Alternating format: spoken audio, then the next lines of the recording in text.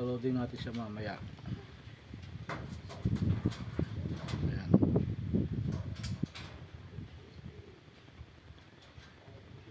Abangan natin kung uwi siya. Titignan natin. Totoo sila bukas na sa Villasis, Pangasinan. Sumama lang bigla sa tapos pumasok dito sa loob natin.